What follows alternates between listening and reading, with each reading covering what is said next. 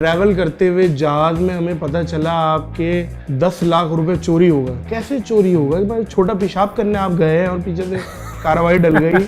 छोटा पेशाब बड़ा पेशाब कुछ करने नहीं गया था, मैं अपनी सीट पे बैठा हुआ था। अब वो इतना प्रोफेशनल था कि उसने पैसे निकालने के बाद अपनी कैब भी चेंज की, अपनी हुडी भी चेंज की, वो हुलिया बदल के बैठ गया दोबारा। पाकिस्तानी था? नहीं, चाइनीज था। बाइक्स का भी आपको शौक? बहुत शौक, बहुत इंतहाई दर्जे का। उफ। मतलब जॉन अब्राहम वही देख रहा है कि भाई ये 2-3 बंदे हैं जो मेरे सही मायनों में गंडापन शागिर्द चल रहा है पाकिस्तान में। कौन सी बाइक्स रखी हुई है? मेरे पास 2 बाइक्स हैं, एक सुजुकी हायाबुसा अराउंड ये तो मेरा ख्याल है 3 मिलियन से ज्यादा की। 2018-19 मॉडल, कोई 5 मिलियन 5.5 मिलियन। यस, और अगर बिल्कुल नया हो तो करोड़ से ऊपर है।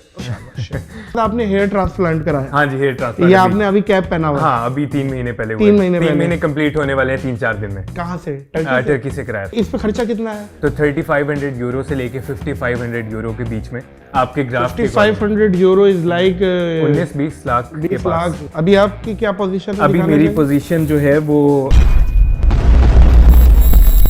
अस्सलामुअलैकुम अज़ीज़ ख़वातीन व हज़रात, मैं हूं नादिर अली। जानते हैं इनको पाकिस्तान के बड़े बड़े शेफ, बहुत ही फेवरेट यूट्यूबर हैं राना हमजा सैफ। अस्सलाम वालेकुम सर। थैंक यू नादिर भाई, आपने टाइम दिया और बुलाया। आपकी मोहब्बत के आप आए। नहीं, all the way from Quetta से हैदराबाद से यहाँ, और यहाँ स्पेशली आए आप। बिल्कुल, और रात का तकरीबन 1 या 1:30 बज रहा है। हाँ, और आप पॉडकास्ट कर रहे हैं। मैंने कहा आज तो फिर आज करके जाना है। आज मैं नहीं तो पॉडकास्ट नहीं है। सर, लाहौर जिन्हें लाहौर ने वेख्या और जमे आई। बिल्कुल। तो आप तो जमे में। मैं पैदा भावल नगर में हूँ। भावल नगर में पैदा हुआ। तो लाहौरी आप? लाहौरी नहीं, मैं लाहौर शिफ्ट हुआ था 2016 में, तो मेरा ख्याल लाहौरी तो नहीं हूँ मैं। लेकिन अब तो हो गए ना यार, बनता है, रहने लग गए। देखिए कराची आइट्स, हम कराची वाले हैं, तो अगर आप लाहौर में कोई रह रहा है तो वो लाहौर वाला है। ऐसे ही ये बात तो है। लेकिन भावल नगर वाले हैं आप? हाँ, भावल नगर। भावल नगर से एक निकला लड़का, और जिसके वालिद साहब टीचर। जी बिल्कुल, प्रोफेसर। और प्रोफेसर माशाल्लाह। और प्रोफेसर का बच्चा तो एक खुद कोई टेक्निकल या कोई बड़ी पढ़ी लिखी फील्डों में इधर उधर घुसता है, कोई चार्टर्ड अकाउंटेंट करके कोई बड़ी पोस्ट पे बैठ जाता है। आप आ गए कंटेंट क्रिएशन की फील्ड पे और वीडियोस बना रहे, अब्बा बोल रहे ये क्या कर रहा है भाई, हमारी नाक कटा दी क्या है? ऐसा तो नहीं हुआ? नहीं, ऐसा कोई नहीं हुआ, क्योंकि वो एक बड़ा भाई इलेक्ट्रिकल इंजीनियर बन गया। उसने वो कोटा पूरा कर दिया, तो मैंने ये कोटा पूरा कर दिया। बिल्कुल, अच्छी बात है। और इस टाइम इस चीज को, डिजिटल को और इस शोबे को अब बहुत ज्यादा सीरियस लिया जा रहा है। बिल्कुल। इसमें भी बहुत बड़ी कंट्रीब्यूशन है जो लोग कर सकते हैं, ऐसे ही और कर रहे हैं। राना हमजा सैफ साहब, आपका स्टार्ट डेली व्लॉगिंग से हुआ और उसके बाद आप फूड व्लॉगिंग की तरफ आप शिफ्ट हुए? नहीं, डेली व्लॉगिंग तो कभी भी नहीं हुई। स्टार्ट तो बिल्कुल रैंडम वीडियोस थी, कोई 2 हफ्ते में एक, कोई 3 अच्छा, हफ्ते में। वो व्लॉग होते थे रैंडम? सिंपल रैंडम व्लॉग्स, मतलब 2017 में, जिसका कोई सर पैर, कोई स्टोरी, कोई बीच में कुछ नहीं होता था। उसको डेली व्लॉगिंग कह ले तो आजकल उस टाइम, अच्छा वैसे उस टाइम पे 2017 में डेली व्लॉगिंग का कॉन्सेप्ट दूर दूर तक कुछ नहीं था। और मैंने भी डेली से स्टार्ट नहीं किया था, क्योंकि डेली कोई चीज़ होती नहीं थी तब। तो बस सिंपली व्लॉग्स, और फिर उसके बाद कोई 1 साल यूट्यूब करने के बाद फूड वीडियोस, और फिर ट्रैवल। फूड वीडियो करने के बाद ट्रैवल। और ट्रैवल करते हुए जहाज में हमें पता चला आपके 10 लाख रुपए चोरी हो गए। मुझे ये समझ नहीं आ रहा है, ये जहाज में 10 लाख रुपए आपके बैग में ऊपर, यकीनन आपके हैंड कैरी में होंगे, ऊपर पैक हुआ होगा। बिल्कुल ऐसी है। कैसे चोरी होगा? छोटा पेशाब करने आप गए हैं और पीछे से कार्रवाई डल गई। और फ्लाइट कौन सी थी, क्या थी, थोड़ी से बताएं यार। फ्लाई दुबई थी। हाँ जी, इस्तांबुल से दुबई की फ्लाइट थी। सही है। और छोटा पेशाब बड़ा पेशाब कुछ करने नहीं गया था, मैं अपनी सीट पे बैठा हुआ था, और मेरे बिल्कुल सर के ऊपर जो उसके अंदर से वो बंदा आया, उसने बैग निकाला, अपनी सीट पे लेके गया, उसने तसल्ली से बीच में से पैसे निकाले और वो वापस बैग रख के गया। मतलब मैं तो ये जिंदगी में इमेजिन भी नहीं कर सकता था कि जहाज में बैठे हुए, उड़ते हुए जहाज में आपके पैसे चोरी हो सकते हैं। तो वो हवाई लुटे आप? हवाओं में लुट गया। हवाओं में लुट गए। लेकिन शुक्र अल्लाह का कि वो रिकवर हो गए। कैसे? हाँ, वो बेसिकली हुआ ये कि जिस टाइम इस्तांबुल एयरपोर्ट पे हम लोग थे, तो कुछ सब्सक्राइबर्स थे वहाँ पे जो उसी फ्लाइट में आ रहे थे, तो उनसे मेरी मुलाकात हुई थी फ्लाइट में आने से पहले। वो मेरे से 3 सीट्स पीछे बैठे हुए थे। अब जिस टाइम हम लोग बैठे, वो यहाँ से उस बंदे ने आके जब उसको खोला ना ऊपर से, वो बैग निकाला, तो वो पीछे जो सब्सक्राइबर्स थे वो अब नोट कर रहे थे कि ये मेरा बैग है।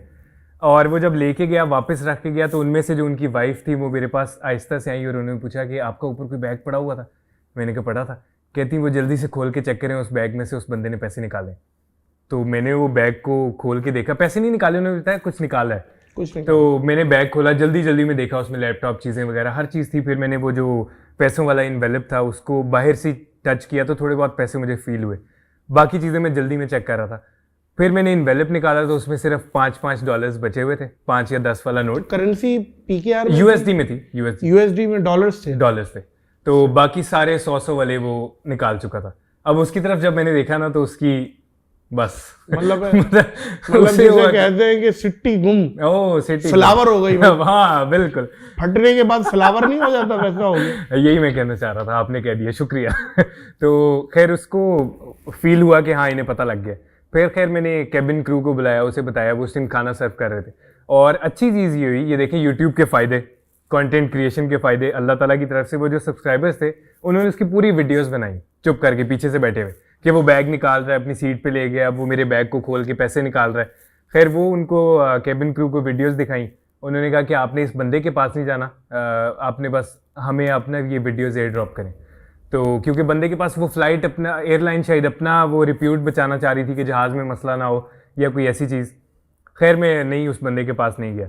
तो उन्होंने आगे से जाके कैप्टन को कहा कि आप जो है ना वो एयरपोर्ट पे वो करें रिपोर्ट। वो एयरपोर्ट पे रिपोर्ट हुई, वापस मेरे पास आए, आके उन्होंने फिर मुझे बताया कि आप जैसे ही लैंड होंगे तो पुलिस आएगी, वो चेक करेगी और उसके बाद फिर कोई भी जहाज़ से निकल पाएगा।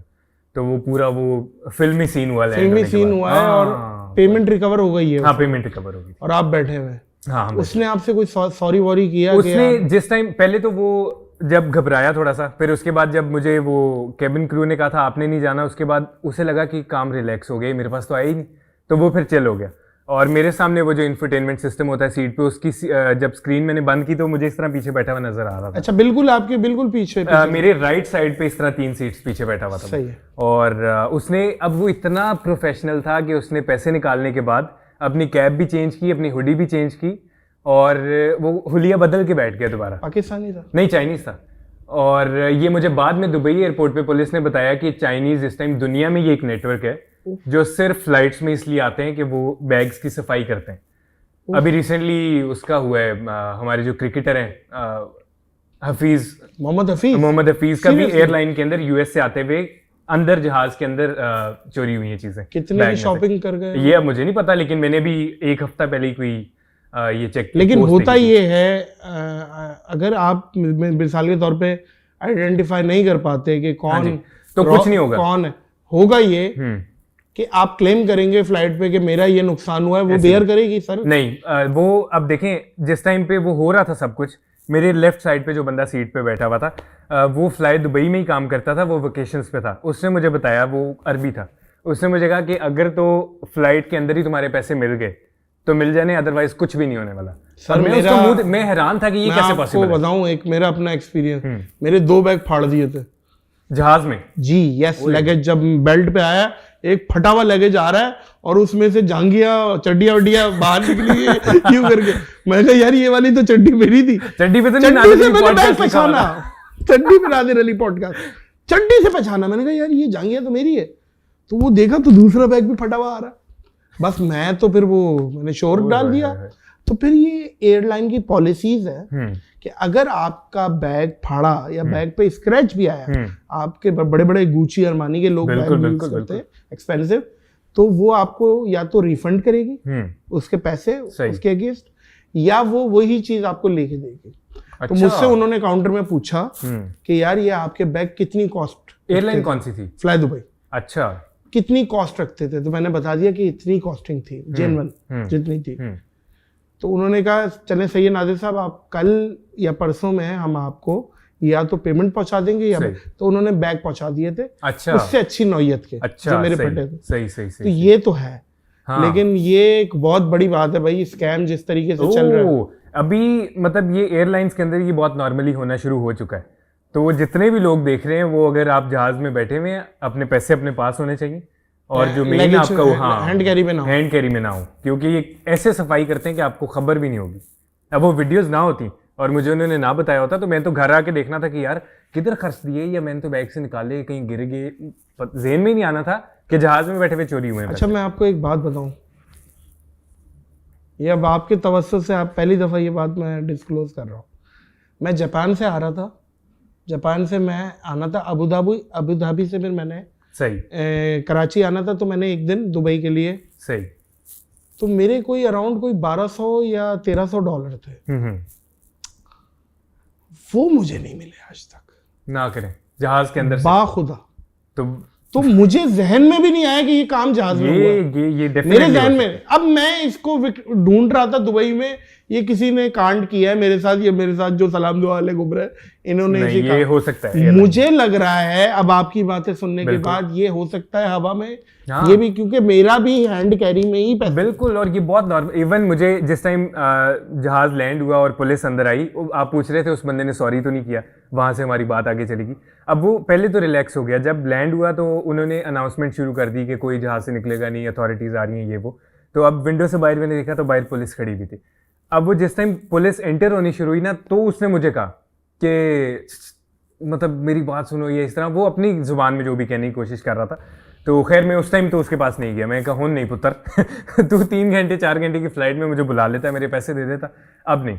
तो वो पुलिस अंदर आई, तो वो जो सब्सक्राइबर कपल था पीछे, वो भी कराची से ही थे और दुबई रहते थे। उन्होंने मुझे कहा कि ये, अब इंग्लिश बोल रहा था वो क्रू के साथ, उन्होंने कहा जैसे ही पुलिस आएगी ना ये दीवाना हो जाएगा, ये ना कुछ समझेगा ना कुछ बोलेगा। और एग्जैक्टली वो चीज़ हुई। पुलिस आई, वो कुछ नहीं बोल पा रहा था उसके बाद, और मेरे पास से गुजरता हुआ पैसे उसने ऐसे फेंके जैसे ही पुलिस सामने खड़ी हुई थी, थोड़ा एंटर होके जहाज के अंदर। तो खैर मैंने उनको इशारा करके बताया कि इसने इस तरह पैसे फेंके, आप खुद उठाओ इनको आके।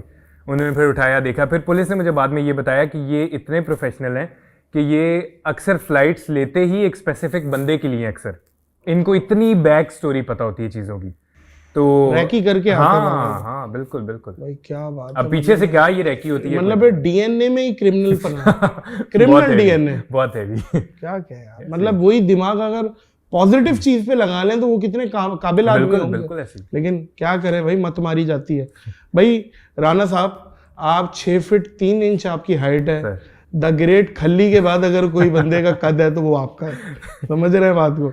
और मुझे ये बात पता चली है कि 1 आध इंच के बाद आपको कतर और ओमान में से बुला लिया जाएगा। वो ऊँटों की बिल्कुल यहाँ पे सर की मालिश करवाने के लिए बंदा चाहिए। तो मैं तो अल्लाह से दुआ करता हूँ कि बस ये 6'3" तक अच्छी है, 6'3" तक। इससे ज्यादा इसके बाद आपने सर वो फिर थोड़ा तंग होता है बंदा। मैं बता रहा हूँ, आप कोई कच्ची आबादी में नहीं घूम सकते क्योंकि उनकी छत नहीं होती, आप झांक लेंगे क्या हो रहा है भाई। 1 इंच और हो गया, फिर से जाले बहुत साफ कराए जाएंगे। जी 6'3" काफी है, लेकिन ये 6'3" आइडियल है। हाँ, बहुत आइडियल, अल्लाह का शुक्र। अच्छा, फिर उसके बाद आपने हेयर ट्रांसप्लांट कराया? हाँ जी, हेयर ट्रांसप्लांट। ये आपने अभी कैप पहना हुआ? हाँ, अभी 3 महीने पहले। 3 महीने कंप्लीट होने वाले हैं 3-4 दिन में। कहाँ से? टर्की से कराया। अरे भाई वाह, मैं आपको बताऊं, टर्की जब मैं पहली दफा गया हूँ ना, हर बंदा यहाँ पे लकीर करा के घूम रहा है। मैंने कहा यार ये क्या चल रहा है यहाँ पे। तो मुझे वहां पे पता चला कि टर्की इज स्पेशलिस्ट इन चीजों में। बहुत। तो वो टर्की में कितना खर्चा आया, क्या सिलसिला था और कितना मामला था आपका? इसका बेसिकली मेरे 4500 ग्राफ्ट लगने थे। अभी 3rd मंथ कंप्लीट होने वाला है, शेडिंग हुई है। मतलब जो हेयर ट्रांसप्लांट में बाल लगाए जाते हैं वो एक दफा गिरते हैं और फिर दोबारा ग्रोथ उनकी स्टार्ट होती है। अभी आपकी क्या पोजीशन है? अभी मेरी पोजीशन जो है वो इस तरह से, ये शेडिंग हुई है। यहाँ से जो आपको ये गैप्स नजर आ रहे हैं, यहाँ पे बाल लगे और वो अब गिर चुके हैं। ये 3रा महीना जैसे ही कंप्लीट होगा उसके बाद ये फिर दोबारा से इनकी रीग्रोथ वो स्टार्ट होगी। और 4500 ग्राफ्ट लगे थे। और ये कोई आप वहाँ पहुँचते हो, उसके बाद वो आपको उनका पिकअप होता है, होटल बीच में होता है, पूरा ट्रांसप्लांट बीच में होता है, फिर मेडिकेशंस होती हैं। तो ये डोनर एरिया आपने? हाँ, डोनर एरिया आपके अपने ही लगते हैं, किसी और के नहीं लग सकते। अच्छा, आपके अपने डोनर एरिया से बाल लेते हैं। अच्छा, मतलब मिसाल के तौर पे यहाँ के भी ना हो तो मैंने सुना है सीने के इधर उधर यहाँ वहाँ सब जगह के, मुझे सुना है मैंने। Correct me if I am wrong. Beard से बहुत नॉर्मली ले लेते हैं, चेस्ट से ले लेते हैं। अब और आप कहाँ जाना चाह रहे हैं? मैं वो पहला करे रेजर चन, दूसरा करे चुन चन, ना वही समझ जाए, बात को दबा दे। तो ऐसा है, ऐसा किसी का जब डोनर एरिया नहीं है तो वो क्या करेगा बेचारा? लेकिन डोनर एरिया एक ऐसी चीज है कि वो मेरे ख्याल 60-70 ईयर्स तक भी अक्सर लोगों का रहता है। आप किसको देख रहे हैं? नहीं, मेरा एक है टीम में, वो बिल्कुल आपने देखे सर्राफा आप देख पड़ा रहे हैं, हुआ उनका भी डोनर एरिया जी है। जी, सर पे भी डकैती हुई हुई है बड़ा सराफे पे। अच्छा, सिलसिला ये, इस पे खर्चा कितना है? इस पे डिपेंड करता है कि आपके ग्राफ्ट कितने हैं। अब 3000 ग्राफ्ट लग रहे हो सस्ता होगा, 4000 लग रहे हैं और महंगा होगा।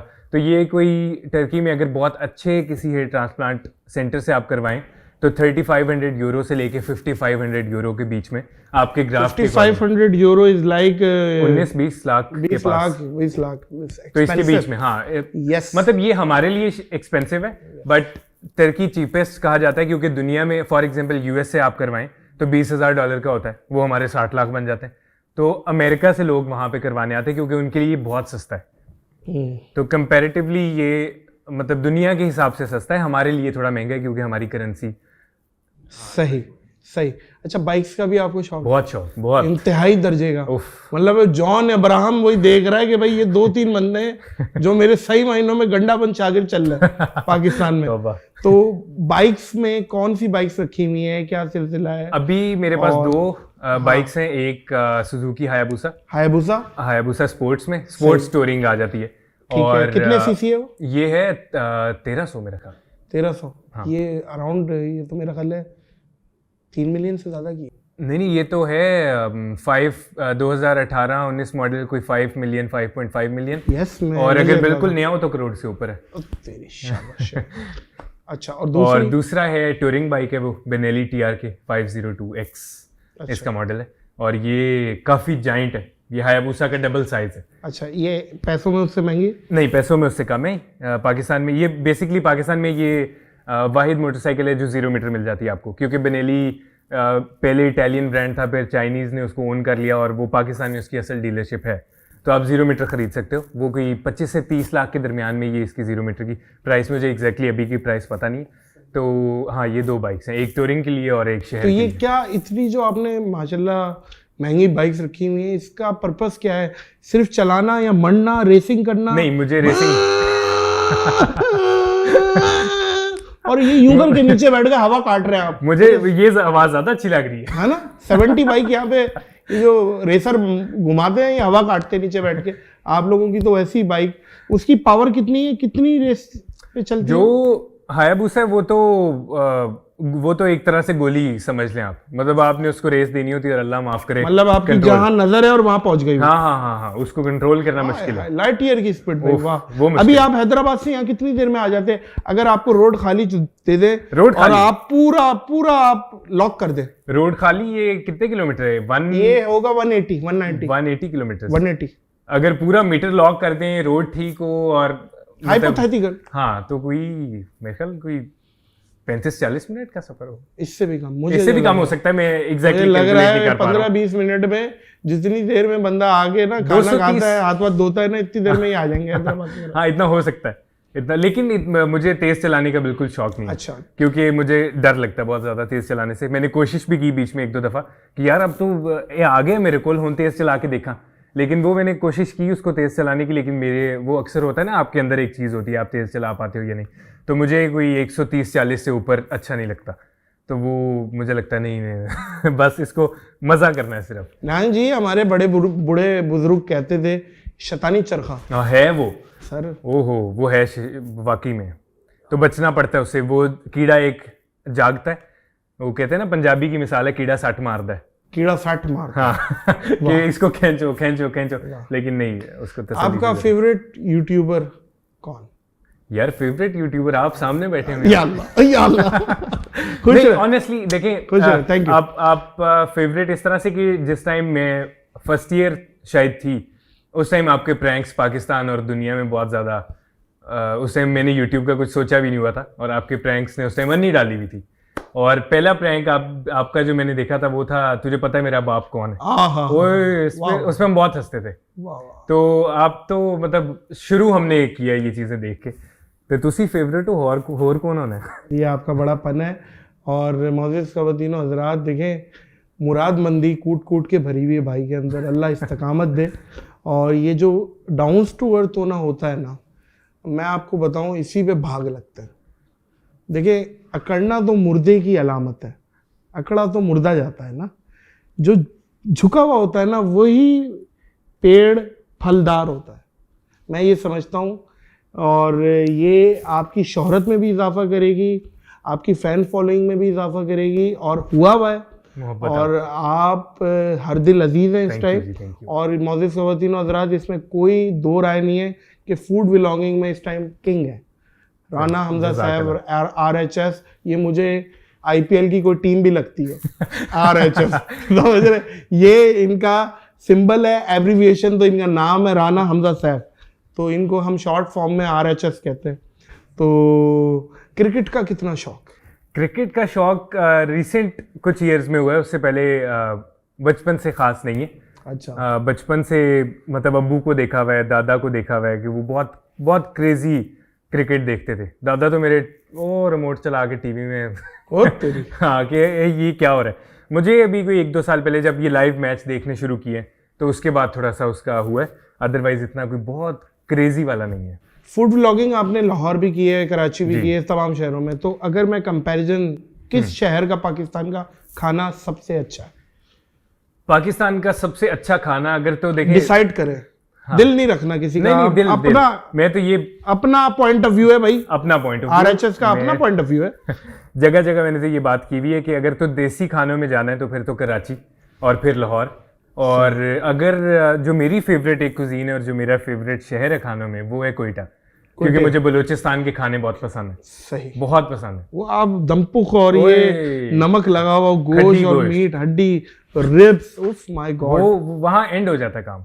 मतलब वो जब आपके सामने पूरा बकरा खड्डे से निकल के आता है और उसकी बोटियां उठाते हैं, वो नेक्स्ट लेवल। क्या बात है। आप अपनी वीडियो में किसी दिन फीचर करें हमें, हम आए आपके साथ बैठ के, डन, आल्टी पाल्टी मार के हम भी आपके साथ ये कबाब शबाब खाए किसी बस दिन। करते हैं, डन करें। और फिर रिव्यू उस दिन आप करेंगे, मैं नहीं करूंगा। जेन्युइन, और रिव्यू बनता है। और आपने भी अंदर एक मिसाल दी है, कैमरा पे बोलने वाली नहीं है, वो फिर शायद उस दिन आपको आज मैं बोल देता हूँ, बोल रहा है। मैंने कहा भाई मुंह का मजा अपना नीचे की सजा। अब आप समझ जाए कि होता ये है कि भाई बाहर के जितने मसाला जाते हैं स्ट्रीट फूड में, हमारा तो ये एक्सपीरियंस रहा है कि अनहाइजेनिक भी जाहिर है। बिल्कुल बिल्कुल। तो वो अगले दिन जितना गलीज उतना लजीज, अगले दिन खून आ जाता है। हाँ हाँ बिल्कुल, ये अल्लाह ना करे कभी सच में ना आ जाए।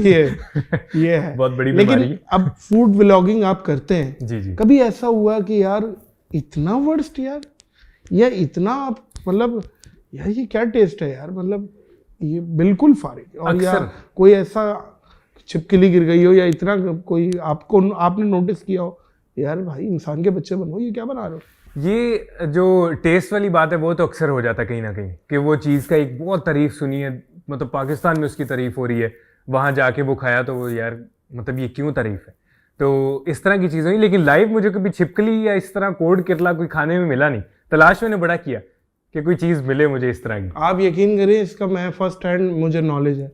मैं जा रहा था पंजाब ट्रेन पे, अच्छा, तो मैंने स्टेशन पे वो बड़े पतीले नहीं होते, वो पता नहीं क्या छोले हो रहे होते हैं, और पता नहीं कोई वो काकरोच गिरा था या क्या गिरा था, उसने यूं उतारा चम्मच से, यूं उठाया और यूं फेंका, और मैंने जाके देखा वो काकरोच यूं हो रहा था।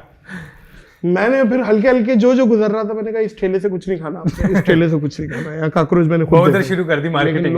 हाँ यार, अब ये तो वहां तो अब इतना बड़ा ठेला तो नहीं फेंकेंगे वो पतीला। मुझे तो ऐसा लगता है स्ट्रीट फूड के अंदर जो है वो चीजें, वो सब हो रहा होता है जो हम सोच सकते हैं, वो हमें नजर नहीं आ रहा होता, लेकिन स्ट्रीट फूड साफ नहीं हो सकता। भाईजान, मेरा दोस्त मिठाई की दुकान पे काम करता था, बोल रहा है नादिर भाई अगर आप मिठाई बनते हुए देख लो ना, आपने कभी खानी नहीं है। ऐसे ही ये बहुत सारे आटे हम पैर से गूंथते हैं। हाँ, आटा पैर से गूंथने वाली ये मैंने वीडियो ये बिल्कुल है, और वो पैर भी वो जो मतलब पूरा मोहल्ला फिर क्या है, जी उसी नंगे पैर बाथरूम जा रहे हो, उसी पैर से आप आटा गूंद रहे हो, ऐसे ऐसे एक्सपीरियंस। अब लोग पता नहीं क्या बोलेंगे, ये क्या गलाजत वाली बातें हो रही है। अच्छा, RHS लाहौर से आप आए हैं कराची आके कोई डर तो नहीं लगता आपको, या यहाँ की जो एक न्यूज़ है कि भाई यहाँ पे फायरिंग हो रही है और बड़ा हालात ख़राब है, जो तासुर है। हाँ। हम लाहौर इस्लामाबाद जाते हैं तो वहाँ इस्लामाबाद में तो खैर बर्गर बच्चे बोलते हैं यार आप खैरियत से, मैं कहा देखो यार अभी तक तो जिंदा है हम। तो आपका कराची के लिए क्या? मुझे कराची पर्सनली एक तो पसंद बहुत है, तो वो सॉफ्ट कॉर्नर है मेरे पास कराची के लिए। पहली बार ज़िंदगी में मैं 2018 में यही फूड वीडियोस जब स्टार्ट की तो कराची आया था मैं ट्रेन में 2018 में अकेला, और ज़िंदगी में पहली बार कराची आ रहा था मैं। मुझे यहाँ पे ना मैं किसी को जानता था ना मुझे कोई जानता था, और मैंने ट्रेन पकड़ी, मुझे ये भी नहीं पता था मैंने जाना कहाँ है, क्या खाना है। वाह। ट्रेन पकड़ी और मैं कराची आया, और पहली बार मैं कराची उतरा शाहराह फैसल के ऊपर। वहाँ मैंने एक होटल लिया गलियों में फिर के, तो अकेला ही था मैं। और वो बीच में शाहराह फैसल के बीच में एक पुल है ऊपर, उस पुल के ऊपर मैं खड़ा होकर हाँ उस पुल पे खड़ा होकर मैं शाहराह फैसल देख रहा था। उस टाइम बैग मेरे पास ही था, रूम नहीं लिया था मैंने।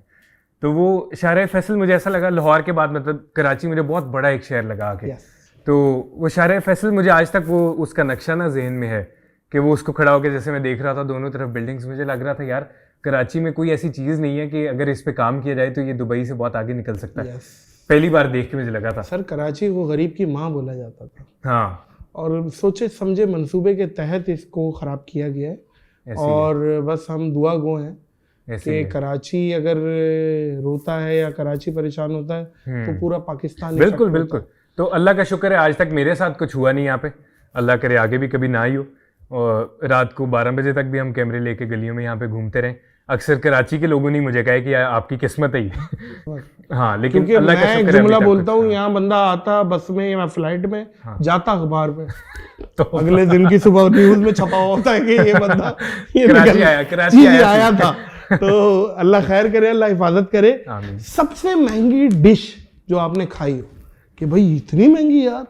सबसे महंगी डिश कोई मेरा ख्याल है बाहर मुल्क की होगी कोई ये सॉल्ट पे वगैरह का स्टेक तो नहीं खा लिया? सॉल्ट पे मैं कभी गया ही नहीं, क्योंकि वहां जाने के बाद भी मुझे जो टर्किश लोग हैं उन्होंने भी कभी नहीं कहा कि जाना चाहिए। उनको भी लगता है कि थोड़ा ओवररेटेड है। हाँ, तो उससे अच्छे टेस्ट की चीजें मिलती हैं वहाँ। वो जरा फुटबॉलर ने जाके उसका दिमाग खराब कर दिया। मे बी बाकी मेरे कुछ फ्रेंड्स गए थे तो उनका कोई गोल्ड स्टेक है, कोई ये मैंने ये इस तरह की कोई चीज अभी तक जेन्युइन रिव्यू दिया था कि नहीं हल्का।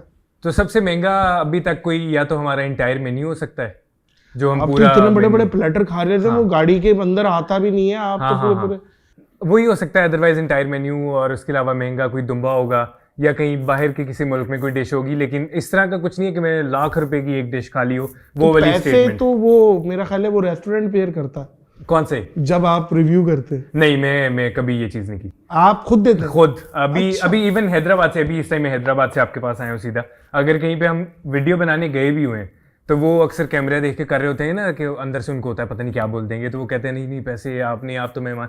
हम उन्हें जबरदस्ती उनकी जेब में पैसे डालते हैं। लेकिन फिर भी अक्सर कुछ ऐसे होते हैं कि वो कसमा देते आ जाते हैं कि नहीं, वो मोहब्बत अक्सर वो खुलूस नजर आता है। हाँ, तो फिर उसको हम कर लेते हैं कि कोई बात नहीं, वो जो जिसका 1000 बिल हो, 1200 बिल हो, इस तरह का। अदरवाइज पैसे नहीं पैसे मैं हमेशा, लोग इतना प्यार करते हैं, रास्ते में हम जाते हैं तो अक्सर लोग बोल देते हैं रेस्टोरेंट वाले नहीं दे, तो हम कभी नहीं भी देते, कभी आपकी तरह हम भी जिद कर लेते हैं, मुनासिब नहीं है। एक दफ़ा क्या हुआ कि मैं जा रहा था बाय रोड, तो मेरी पूरी टीम बैठी हुई थी, हम लोग कढ़ाई खा रहे थे एक ही कढ़ाई में बैठ के ना। तो वो असल में मेरा जो काम है ना, प्रैंक्स की वजह से लोग शरारत भी करते हैं। तो किसी ने देख लिया, वो अचानक आया और मेरी रोटी तोड़ के ना मेरी कढ़ाई में बगैर पूछे ना वो शुरू हो गया। अच्छा, उसका अपना शुगल चल रहा है। उसका अपना शुगल चल रहा है। अब मैंने यूं नजर उठा के देखी, मुझे बड़ा मायूब लगा यार। मैंने कहा बुरा लगता है भाई, बहुत है। और फिर मैंने दूर देखा तो उसका एक दोस्त बैठा हुआ, वो हंस रहा है। मैंने कहा अच्छा, इसने इसको बोला है कि अभी ये सबको करते हैं, आज मैं इनकी टेक लेता हूँ जाके। मैंने क्या किया उसके साथ, मैंने कहा भाई खाओ यार, भाई बिल देंगे। अपनी टीम को कहा, तो उसने कहा हाँ नाजिर भाई छोटी बात कर रहे हैं, दे देंगे बिल। मैंने कहा हाँ खाओ। अच्छा, इत्तेफाक से राना वो बिल्कुल लैंड ही थी डिश। अच्छा, मैंने कहा भाई बिल देंगे। मैंने कहा वेटर इधर आओ, ये सबका बिल जो हमने खाया है ये देंगे। अरे यार, मैंने जब कह दिया कि मैं ही दूंगा, आप छोटी बात कर रहे हैं यार।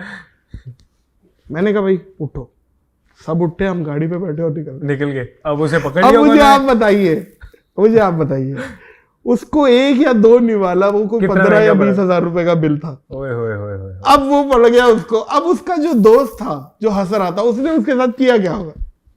क्या किया होगा उसके साथ कि यार जिनको तू छेड़ने गया था उन्होंने अगेन रिबटल करके किस तरीके से तुम्हें छेड़ा। वो मतलब छेड़ किसको रहा है? मैंने उसको बार बार कहा, मैंने कहा जो काम तुम शौकिया कर रहे हो, मेरा पेशा है। हाँ बिल्कुल ऐसे आप नहीं करें, ऐसे ही है। आपको तकलीफ पड़ गई फिर उसे वो बहुत पड़ गया, बिल पड़ गया ना उसको। नाइट में कमाल हो गया। मैं बड़ा एंजॉय किया भाई आरएचएस, मैंने बड़ा एंजॉय किया कि सही बिल पड़ा है भाई। अच्छा खाना खाते हुए जो भी कर रहे हो आप, लेकिन वो बदतमीजी तो है।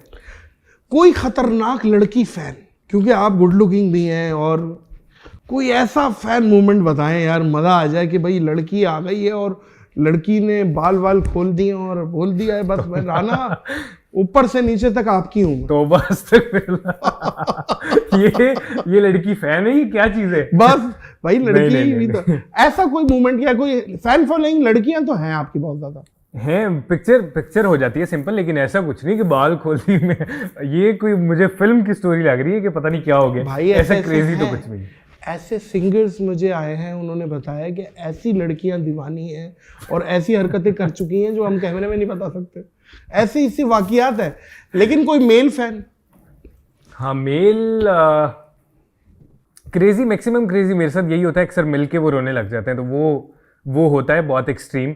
उसके अलावा इस तरह की कोई चीज़ नहीं हुई, शुक्र है कि ये कुछ कर दिया हो या वो गाड़ी पे कुछ लेके, मेरे साथ इस तरह कोई वाकया नहीं हुआ माशाल्लाह। अपनी शादी की थोड़ी सी बताएंगे। आपके लव मैरिज थी, अरेंज थी, क्या था? हिट होने के बाद, फेमस होने के बाद की है, क्या किया है, कब हुई शादी? नहीं बेसिकली अरेंज मैरिज है और कज़न है मेरी। कज़न? हाँ तो ये हिट वेट होने के बाद वाली स्टोरी नहीं है, पहले की स्टोरी है। तो फैमिली में ही आपस में बड़ों की बातें, तो वो अल्लाह का शुक्र है बहुत। तो फादर खुश है? अब बहुत आपका जो कैरियर देखते हैं फादर, बहुत जाहिर है फादर एक बड़े प्रोफेसर ऐसे ही और एक बड़े प्रोफेसर टाइप के लोगों को तो ये हमारा काम समझ ही नहीं आता ना, ये क्या है भाई। तो वो अब क्या फीडबैक असल में मोस्टली ये होता है ना कि कहीं ना कहीं पे इस तरह की फील्ड में पहले घर वाले मान नहीं रहे होते, फिर कोई मशहूर हो गया तो वो फिर राजी हो जाते हैं। मेरे केस में शुरू से अम्मी अब्बू बहुत सपोर्टिव है, डे वन से, बहुत ही ज़्यादा।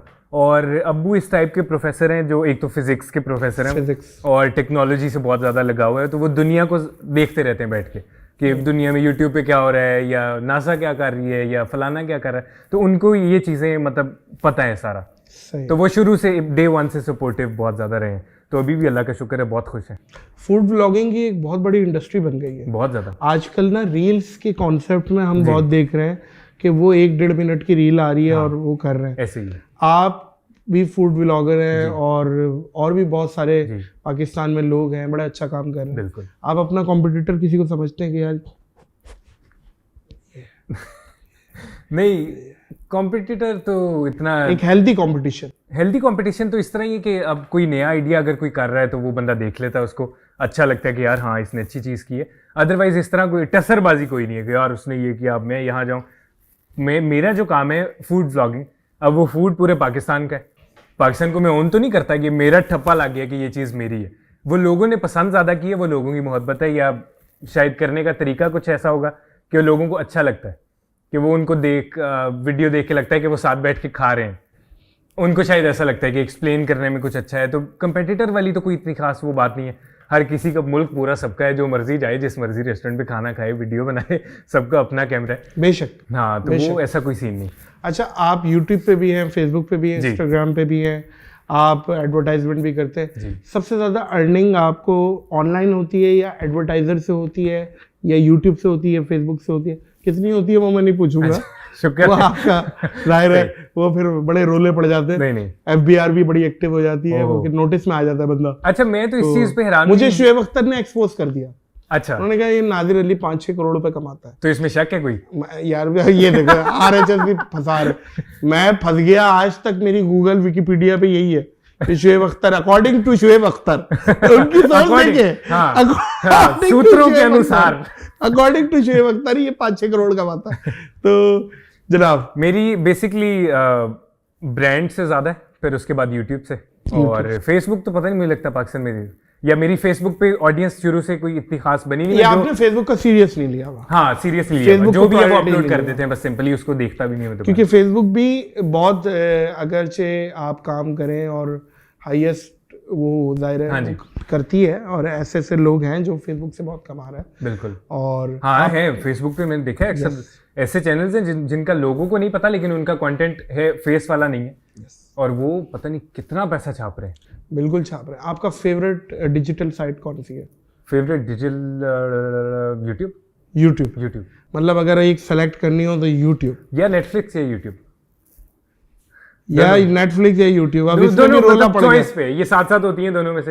एक से बोर हो गया तो दूसरे में चला जाता हूँ। हाँ। तो ये दोनों ही चल रही होती हैं। यूट्यूब का वैसे कोई सा नहीं है अभी तक तो कोई नहीं आया। अभी तक तो नेटफ्लिक्स कोई- भी एक देखिए असॉर्टमेंट है ना बहुत सारी चीजों का, लेकिन यूट्यूब तो समंदर है। यूट्यूब बेसिकली आप ना उसको यूट्यूब ओपन करने के बाद आप अपनी ही दुनिया में होते हैं, रिलेट करते हैं लोगों मैं से। एक बात कहता हूँ रियल लोग मिलते हैं। नेटफ्लिक्स में यूट्यूब नहीं है, लेकिन हाँ। यूट्यूब में नेटफ्लिक्स है। बिल्कुल ऐसी है, बिल्कुल ऐसी है। नेटफ्लिक्स में जाने के बाद आपकी वो एक दुनिया स्क्रीन से बाहर की है। यूट्यूब पे आपकी वो आपको लगता है कि हाँ ये वही चीज़ें जो मैं देखता हूँ या जो मैं करता हूँ, तभी लोग रिलेट कर पाते हैं। तभी फिर वो यूट्यूब इसलिए जो है ना वो उसने इतना स्ट्रॉन्ग ग्रिप किया हुआ है। राना, आप फूड ब्लॉगर हैं और यकीनन आप गर्मी में धूप में बाहर निकलते होंगे और खतरनाक टेम्परेचर में भी काम करते बिल्कुल होंगे, ऐसी है। तो पसीना सीने के लिए तो मैं ये पूछूंगा कि आप अतर यूज करते हैं या परफ्यूम? मैं परफ्यूम यूज़ करता हूँ। अतर मैं रिसेंटली एक बड़ा शौक से लेके आया था सऊदी अरब से, तो वो मेरे इतनी सी है, वो संभाल के रखा हुआ है, वो कभी जिंदगी में लगाता हूँ। आपके लिए 2 हदिये हमारी तरफ से, मोहब्बत। और ये मस्कल महल है और इनके 2 प्रोडक्ट्स हैं जो कि आपके लिए हैं। सर आप thank ये you, kindly thank you, receive thank you। कीजिएगा आपकी मोहब्बत है, बहुत शुक्रिया। और ये थोड़ा सा अच्छा, आप black and फीडबैक भी gold? दीजिएगा लगा के। Black and gold, black and silver, आपको इनमें से कौन सा पसंद है? दोनों ही यूज करता हूँ मैं। तो ये अतर में माशाल्लाह बहुत अच्छा काम कर रहे हैं। ये देखिए, ओए होए, ओए होए, ये तो वो है सूंघ के जरा ठंड पड़ जाती है ना जो। खूबसूरत यार, थैंक यू सो मच। इसको लगाइए। इसको मैं अब तसल्ली से जो है ना वो कहीं ना कहीं आते जाते। इनकी सबसे अच्छी बात ये है, ये अतर परफ्यूम की तर्ज पे ही बनते हैं। और मुझे बहुत से लोगों ने बताया, नादिर भाई हम परफ्यूम यूज़ करते थे, लेकिन जब से हम मस्कल महल यूज़ कर रहे हैं हमने परफ्यूम को खैराबाद कह दिया। ये ब्लैक एंड गोल्ड मुझे लगता है मेरा फेवरेट होने वाला है। Thank you so much. और पतंगबाजी पे इस टाइम बैन लग गया है, बिल्कुल शदीद लास्ट इंसिडेंट के बाद। Last incident. आप क्या समझते हैं कि ये एक ऐसी एक्टिविटी थी जो टू बी ऑनेस्ट हमें बहुत अच्छी लगती थी, हमारे दिल के बहुत करीब है, क्योंकि हमारी ऐसी एरियाज में अपब्रिंगिंग हुई कि जहाँ पे कल्चर आता था, पूरा ट्रेंड आता था लट्टूबाजी का, हाँ, पतंगबाजी का, बिल्कुल ऐसी है। फिर कंचे चिदियां जिसे कहते हैं। ये मुझे लगता है हमारी जनरेशन ने सबसे ज्यादा ये चीजें देखी हुई हैं। बिल्कुल। अब तो सवाल ही पैदा नहीं होता। पतंगबाजी पे बैन की जब बात होती है ना, टू बी ऑनेस्ट दिल तो दुखता है। हाँ बिल्कुल बिल्कुल। यार एक ऐसी हम गुड्डियां लूट रहे हैं और ऐसी है, उसको हम उड़ा रहे हैं, लूटी हुई गुड्डी को। तो अब ऐसे मांझे आ गए हैं, ऐसी चीजें आ गई जिस पे जाहिर है इंसान की जान से बढ़कर तो कुछ। अब देखें ये जो लास्ट इंसिडेंट हुआ है फैसलाबाद वाला, वो वीडियो आपने देखी है? वो तो मतलब मैं उस वीडियो को बर्दाश्त नहीं कर पाया था। वो लड़का खड़ा हुआ है और उसका नीचे भर गया था वो खून से, और उसको मतलब उसे समझ ही नहीं आई कि उसके साथ जिंदगी में हुआ क्या। उस इंसिडेंट से थोड़ा पहले अगर हम बात करते तो हम कहते यार एक फेस्टिवल है, कोई जगह देनी चाहिए, कुछ कर देना चाहिए। बट उसके बाद मैं तो नहीं कहना चाहता कि ये होना चाहिए फिलहाल, क्योंकि देखें एक चीज़ तो है कि फेस्टिवल तो था ये पाकिस्तान का और बहुत ही मेजर था, जिसको लोग इस तरह मनाते थे कि मतलब मुझे बचपन का जो लाहौर की बसंत याद है, वो ऐसे होती थी कि और कोई काम नहीं करना, बस सिर्फ बसंत होगी और मोहल्लों पे वो डेक लगे हुए हैं, पूरे पूरे मोहल्ले जो है वो लाइट में।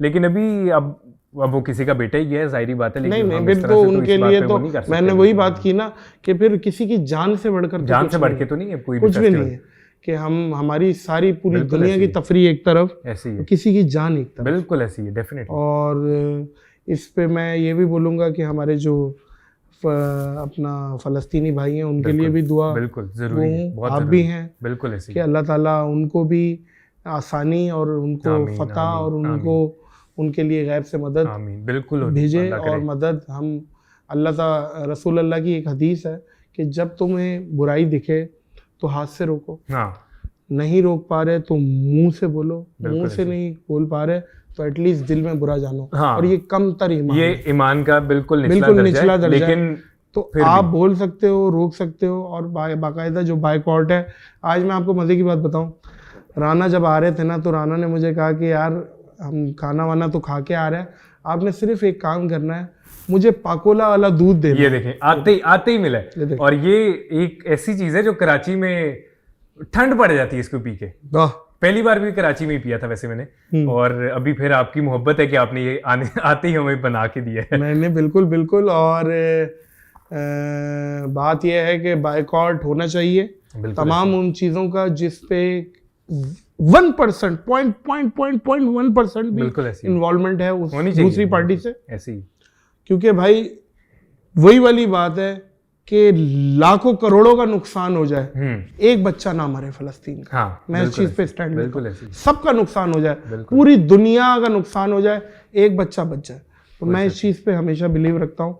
आपके आने का बहुत शुक्रिया, मोहब्बत आपकी कि आपने बुलाया और इतना टाइम दिया। नहीं, आपके आने का बहुत शुक्रिया। आपने देखें प्रायोरिटी दी, आपने एक रिस्पेक्ट दी। आपकी बहुत बिजी शेड्यूल था, और अगर आप मुझे ये भी बोलते थे कि नादिर भाई मैं माजरत चाहता हूँ, मैं नहीं मैनेज कर पा रहा, तब भी हमारा आगे हम कमिटमेंट थी कि हम आगे कर लेते। आपको कैसे मना कर सकता था मैं? आपको मना नहीं किया जा सकता। आपका बड़ा फन है। मोअज़्ज़िज़ ख़वातीनो हज़रात, बहुत अच्छी पॉडकास्ट, मेरे लिए बड़ी मेमोरेबल पॉडकास्ट रही है आज की। और बाज़ औक़ात बंदा किसी से भी सीखता है, और ये मुरादमंदी या आज़ी अल्लाह ताला कायम व दायम रखे। और आज की पॉडकास्ट को इख्तिताम करेंगे इस दुआ, इस यकीन, इस अपनेपन के साथ कि अपना और दूसरों का बहुत ख्याल रखिएगा। मुझे और राना हमजा सैफ को दीजिए इजाज़त। अल्लाह हाफ़िज़।